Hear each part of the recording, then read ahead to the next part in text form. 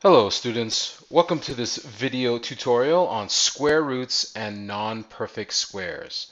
So one thing that will really help you in this tutorial is to have your calculator handy, and I've got my my online calculator here ready to go. It just will help with calculating some larger square roots. Okay, so let's have a look at this perfect squares chart. So there are some parts that I'm hoping you will recognize. Okay, so if we look at the perfect square column and then the square root column. So we start with the easiest perfect square. 1 times 1 is 1. The square root of 1 equals 1. We've talked about the square root sign earlier in the year. The next perfect square is 2 times 2 equals 4. And then if we flip that statement around, we get the square root of 4 equals 2. So if I continue along this pattern, the next perfect square would be 3 times 3. And of course, 3 times 3 is 9. And then if we were to flip that statement around, we'd have something like the perfect square, or the square root of 9 is 3. Okay? So the next one in the pattern would be 4 times 4. And we know that 4 times 4 is 16. So this is the perfect square multiplication statement. And then if we do the opposite, we take the square root of 16 and then we get 4. Okay? So I want you to continue filling out this table. The next one will be, just to show you the flow of this table, the next one would be 5 times 5, 6 times 6. And if you continue all the way down and fill in these two columns, and then just to make sure you're on the right track, this one will start with 18 times 18. Okay? But before I just leave you for a minute, I want you to have a look at the decimals. Okay? Now, there are such a thing as perfect squares in the decimal family. So this is 0.1 times 0.1. So the next one would be 0.2 times 0.2. And if you use your calculator, 0.2 times 0.2 is 0.04. So that's our perfect square multiplication statement. And again, just like we did with the whole number perfect squares, we can just flip that statement around, put this answer inside the square root symbol. So the square root of 0.04 is 0.2. So could you also continue this pattern so that you meet up with the whole numbers?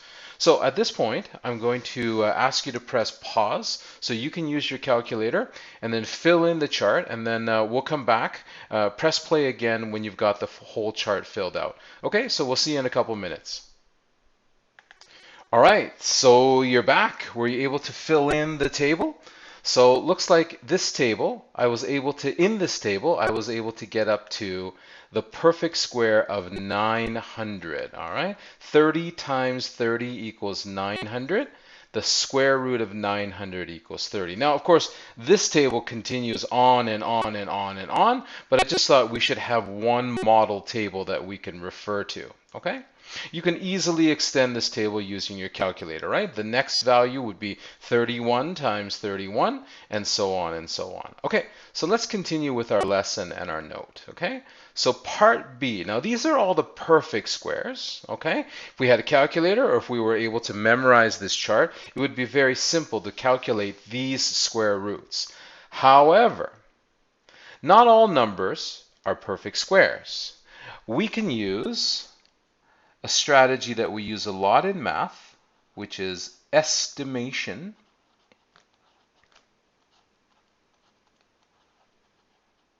We can use estimation to calculate the square root of non-perfect squares.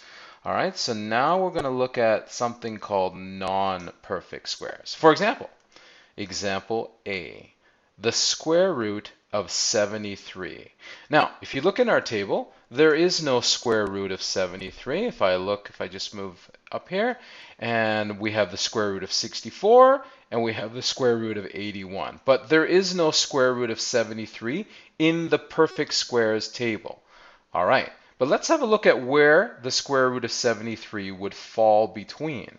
So the square root of 73 would fall between the square root of 64 and the square root of 81, because the square root of 74, the number 74, is between the number 64 and 81. But keep in mind that this is inside the square root symbol, so we have to look down this column here, the square root column, to look for where it would fall between. Okay, so the square root of 73 would actually fall between these two perfect squares, wouldn't it? Okay, so there's a statement here. The square root of 73 would be between the square root of 64 and the square root of 81. Okay, but which one of these is it closer to? Is the number 73 closer to the number 64? Or is the number 73 closer to the number 81? Okay, what do you think? I think it's closer to the square root of 81. So let's check our work here. Oops, sorry about that.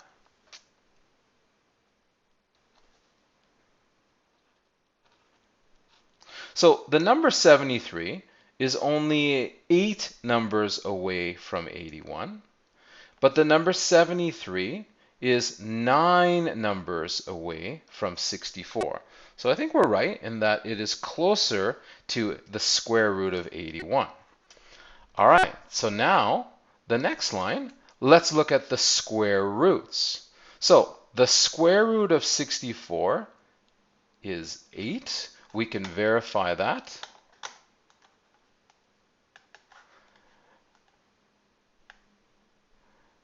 We can verify that up here.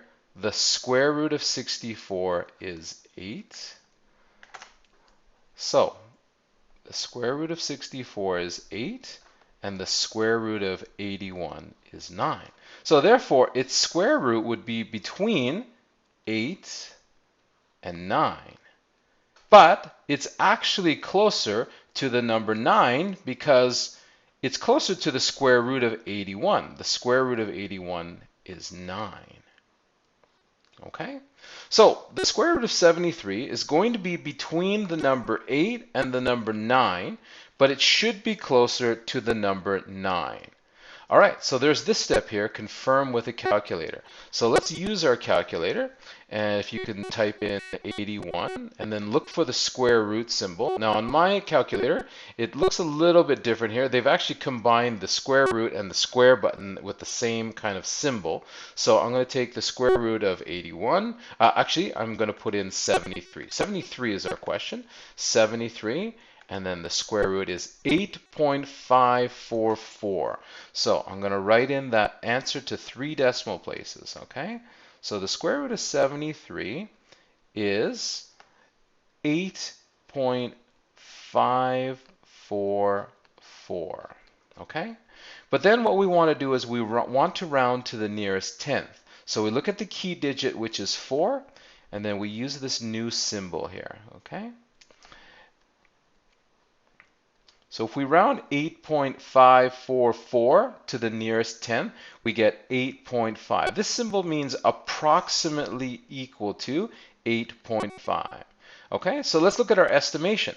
We said that the square root would be between 8 and 9. Is the square root between 8 and 9? Yes, it is, but it's actually closer to 9. Now, if you look at these digits, 8.544, the 4 actually makes it closer to 9, even though 8.5 is right in the middle.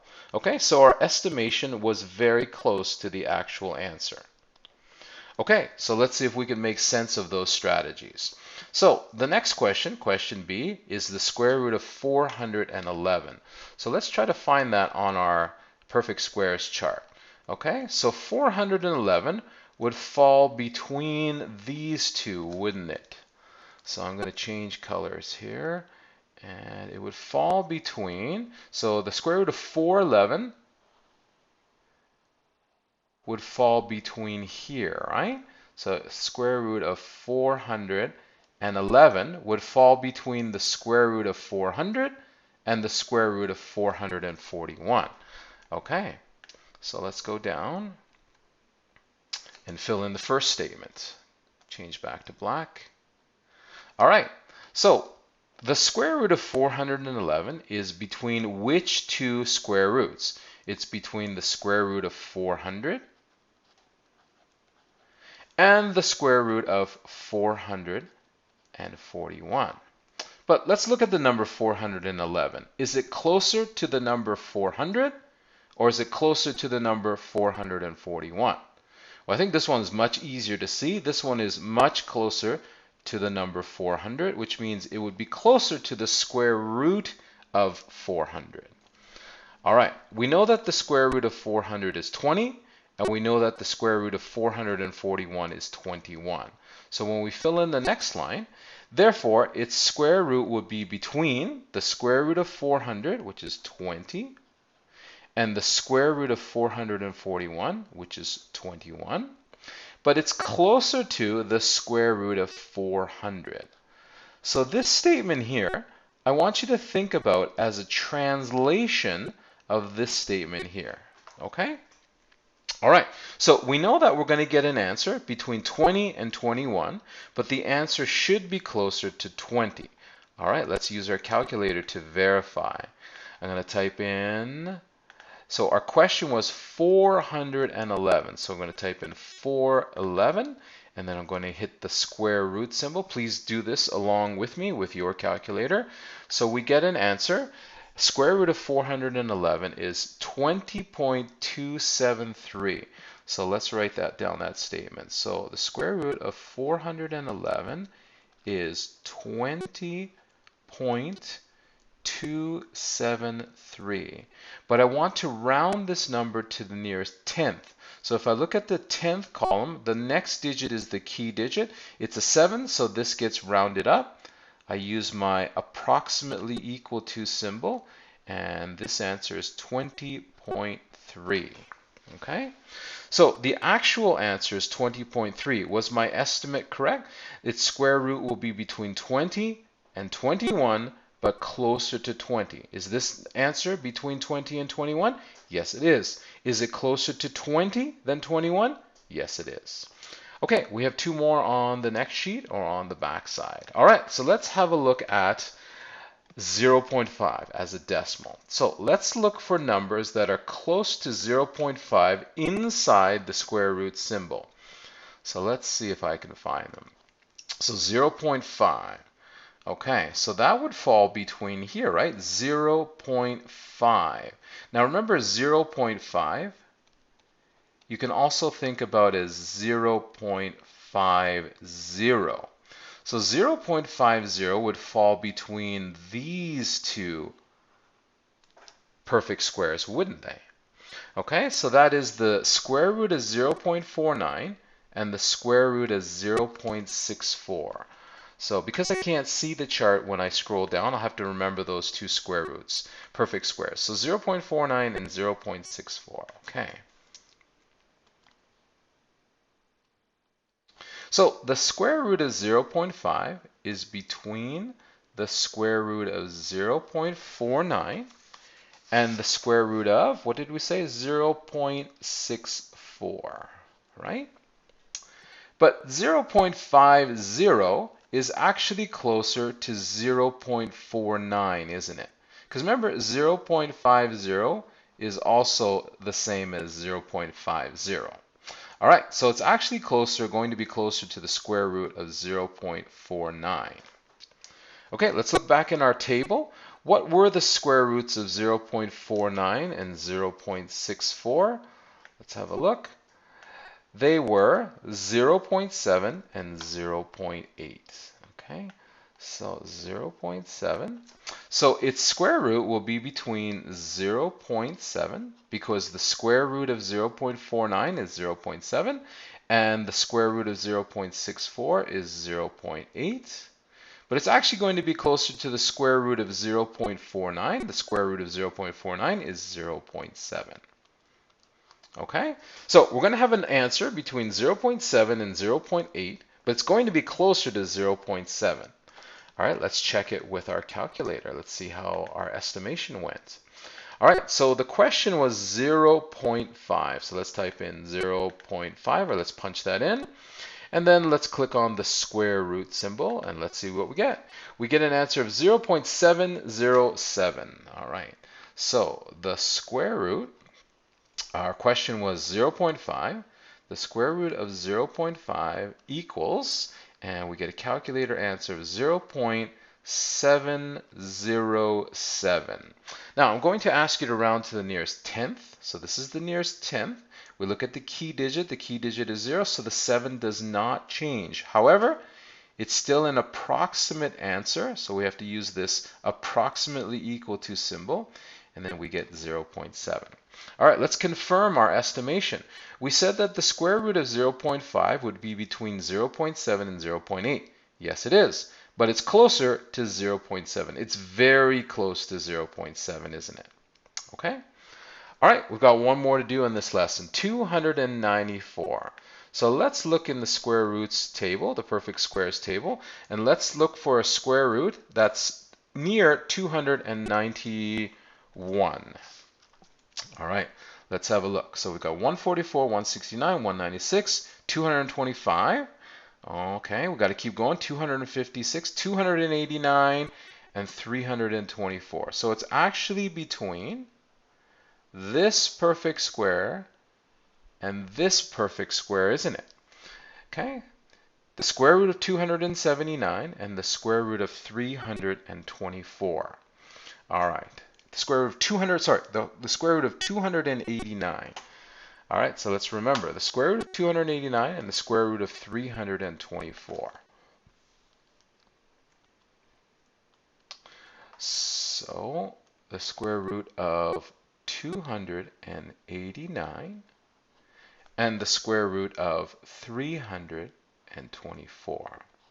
Okay, so is 291 closer to the number 289 or 324?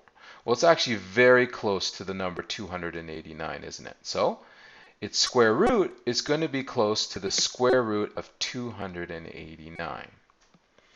All right, do you remember what the square root of 289 was? It was 17. Its square root will be between 17.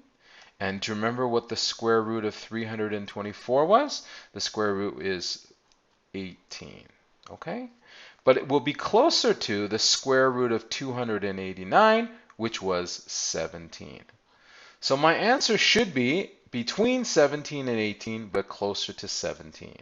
All right, let's verify with our calculator. The question was 291. 291. And then let's punch the square root symbol, and we get an answer of 17.058. All right, so let's write our final statement here. Therefore, the square root of 291 equals 17.058. Now we want to round that to the nearest tenth. So we look at the 10th column, we look at the key digit. The key digit is 5, so the 0 bumps up to 1, and we get 17.1. Let's verify our estimation. We said that the square root would be between 17 and 18, which it is, but it's closer to 17, which it is. Okay? So I hope with these 4 examples, you're able to kind of use these strategies even to find the square root of numbers that aren't on our perfect squares chart. All right, good luck. Thanks for listening. Bye.